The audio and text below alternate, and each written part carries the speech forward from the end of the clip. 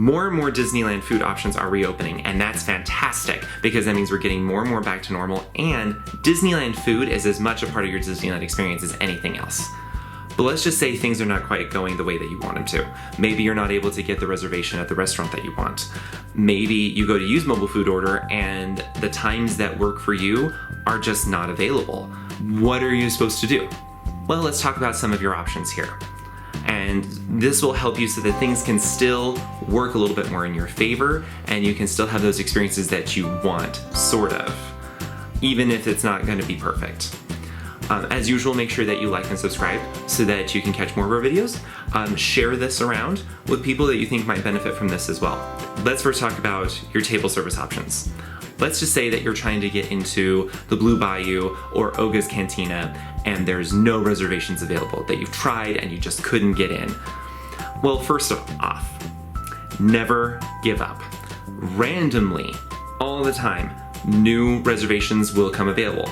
It could be that they're just adding new ones because they're adding seating availability, but what happens most of the time is that people who did get reservations just decide to cancel them. They don't want them anymore. Something happened to their trip, they're not going to use them.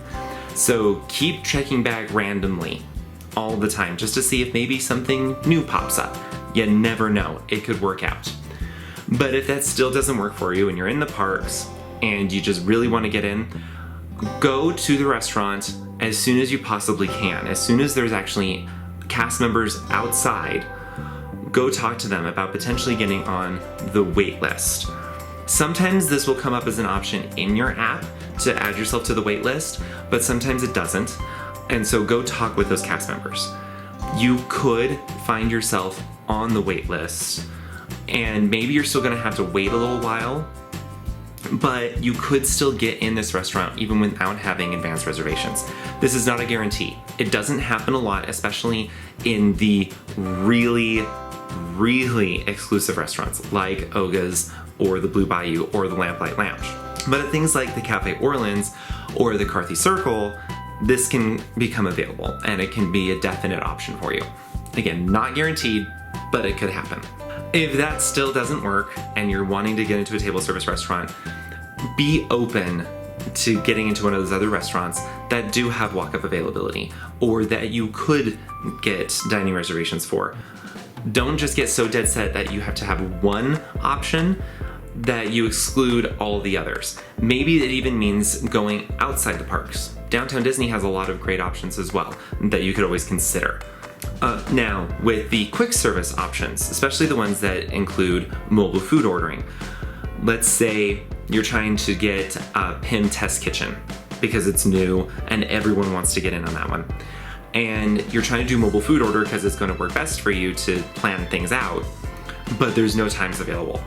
Similar thing with the table service restaurants. Check back frequently because those times will change.